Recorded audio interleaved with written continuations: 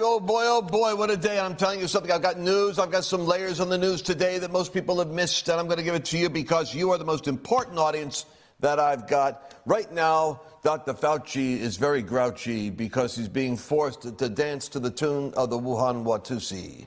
You see, what is interesting to me is that you couldn't write this stuff. It's like a novel if you stop and think about it. What if I was to tell you, during the period of time that Donald Trump is roaring with the economy, he looks virtually invincible. You might remember a couple of segments that Tucker Carlson does saying how the Democrats have got to create this feeling that something's out of control. There's a misery index. People are miserable. So now the activists, these well-funded, multi-billion-dollar activists, they are race activists. They are Antifa activists. They're the pull the statue down Marxist campus people. They have to find incendiary subject matter or create incidents. And they're going to go race, because Trump is making too much progress with the minority vote, with the black vote. And they're watching if that statistic goes beyond 12 or 13 or 14%, and Trump looks like he's getting there. They have got to go back to Charlottesville. They got to tag him in race. They have to find something because it looks like Trump's coming back into power. Now, this is why I'm saying, as a Christian, as a believer, as a Bible guy, I'm schooled, along with 40 other million Americans, to observe a part of our theology, which is eschatology, the study of end-time things. Unless you think we're a bunch of tinfoil crazies, you're looking at the UFO phenomena coming out right now. And people are starting to look at that, and they're being forced to come to conclusions about, hey, what is it? That looks like something. But you see, the Bible has all of these signs in the heavens, things already written in, and distress of nations, and a global shaking of all economies, prophesied by a prophet named Haggai. So you see, those of us that have degrees, master's degrees in languages or theologies, we look at this stuff as we kind of come along into the geopolitical world, and we say, I think there's a spiritual battle going on here between darkness and light and goodness and evil, and it plays out in these seismic cycles of history. In America, when you hear Steve Bannon talk about the fourth turning, he's saying that the uniqueness of this nation in history, and let's face it, the United States has played a pivotal role in reshaping the world and reshaping it for good, I might add. That every 70 to 80 years we go through a convulsion that tests whether we will survive as a nation. We're in that fourth convulsion right now. The first one was around the Revolutionary War, where we were created as a nation. The second one was the Civil War. The third was the Great Depression and World War II. And the fourth turning, or the fourth convulsion, is now. The sad part is we don't know if we have what it takes to get through this unless the people, the patriots, the rank and file, or what the Bible refers to as the remnant. It basically says a remnant rises up. A remnant means a small group, kind of like the patriots that won the colonial battles. It's a remnant of individuals who rise up into history's convulsion, and they sacrifice themselves for the sake of a greater good, which is the survival of the nation. So that's where we're at right now. All right, let me rewind this to say what was happening. China, in the meantime, is feeling the squeeze from Trump. And so what is China going to do? China, because of Trump, has got to come up with something. Now, here is where the Wuhan story becomes insidious, because China has one area where it might be that there's a game changer. And you can argue as to whether this COVID came out of a lab or not. We're finding information is pointing towards that. Then you start to argue, did they know what they were doing when they released it? Maybe it was an accident. Maybe it wasn't. But you see, here's the part I want you to catch. Look at how immediately, within a year, we went from being the booming economy with the structure of the world basically moving at the cadence of Donald Trump. Peace established in the Middle East. Our borders secure. Inflation is down. Employment is up. We're dominating the economic system that supplies the monetary system, which the whole world has to go to work with. Instead of going to war, all Trump had to do was threaten a tariff. All Trump had to do with the president of Turkey, when they refused to let an American pastor come out of jail, is say, fine, we're going to put a tariff on your steel. Boom. they immediately go into an economic tailspin. When it comes to Mexico, if we want to be able to stop traffic coming through the border, fine. We're just going to put a tariff on stuff that comes in. Oh, don't do that. They line the border with their own troops. They don't let anyone through. You see what I mean? Trump used economics as a vehicle rather than war in order to jerk the slack out of lawless systems. We don't have it anymore. Now we got deep pockets Biden with the family crime syndicate, which may be a crude way of saying that Hunter was getting deals just like everybody else gets deals in Washington. It's just that this is a time in history where having your family tied up with China or Russia and backroom deals where either country can embarrass you by exposure forces your intelligence agencies to have to dance to cover up any damages, because the intelligence agencies, like the media, are no longer serving the American people. They're serving the Democratic Party. The Democratic Party is the most dangerous threat to the future of America that has ever existed. It's like the Cosa Nostra. So that's my opinion, by the way.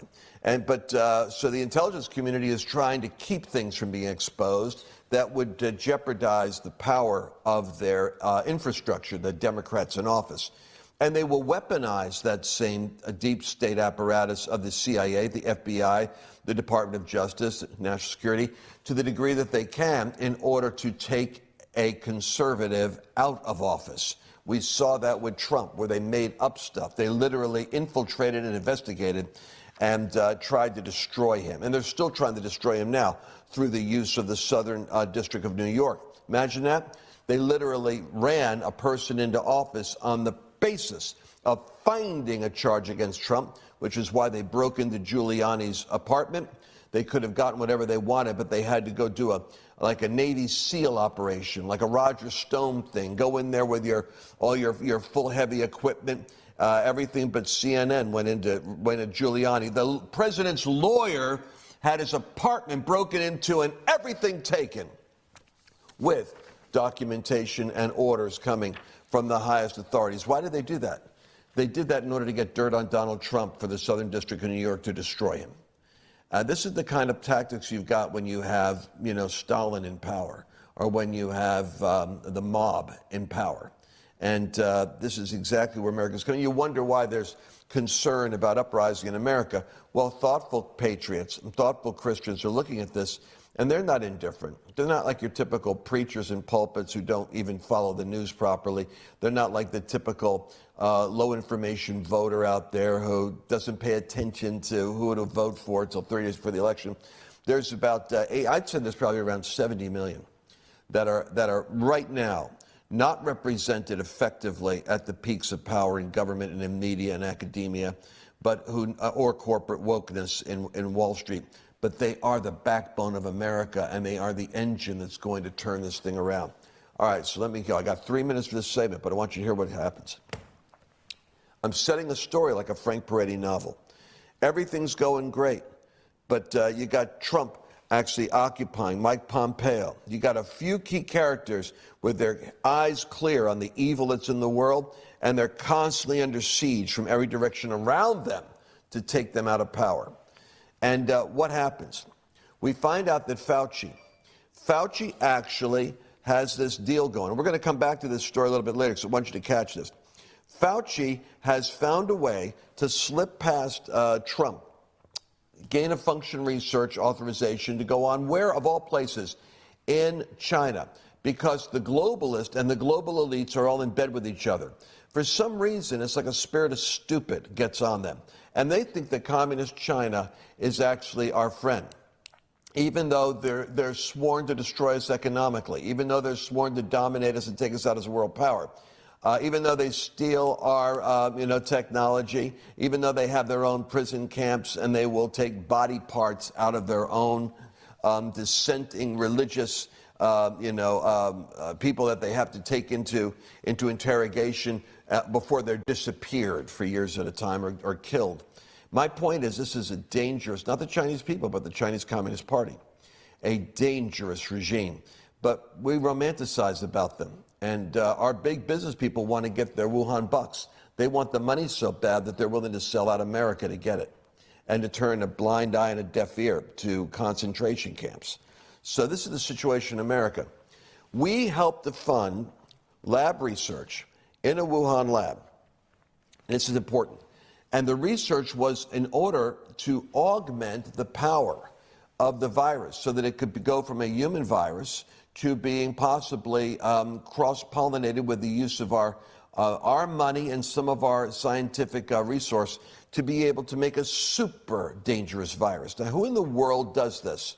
I think they would rationalize that they do it because if it ever happens in nature, we want to get ahead of it so that we have an antidote. We can work on vaccines before the variant shows up. So in their mind, they're going to create a special cream to put on in the event of a nuclear blast. So they're setting off nuclear bombs in order to see what they can learn about them to get the cream on your skin. It's a stupid thing, which if you voted for it, you'd say, no, we're not going to do that research. But it's worse yet. It comes we knew that their protocols were weak, and we were warned that protocols were weak, and we ignored the warnings. You know why? Because there's people like Fauci and other people making money off this stuff.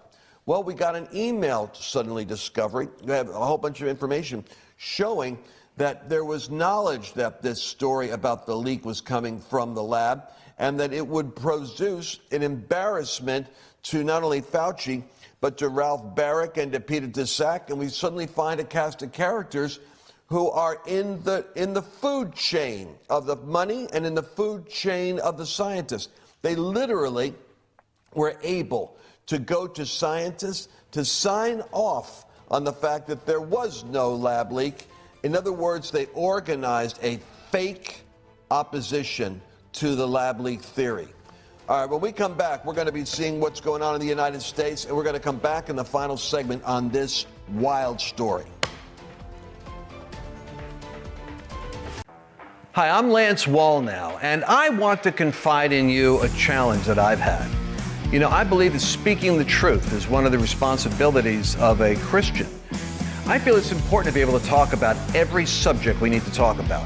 And I don't want to be edited by somebody else's political correctness or their religious belief system. But that's what's happening in America. There is a powerful, paranoid, propagandizing force that's been taking over media and causing us to all edit our conversations so as to avoid being censored or isolated or sent to some gulag in the internet. I've found a way to make this work. It's a new platform. It's called Liftable. It's a place where I can form the real underground, the thing I've wanted to do for years. A place where we can mobilize and work together, give you the news the way it really is, and tell you where we can meet and make a difference. You're going to want to join me there in the underground.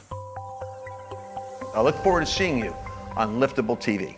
For more great content, be sure to tune in at liftable.tv/underground.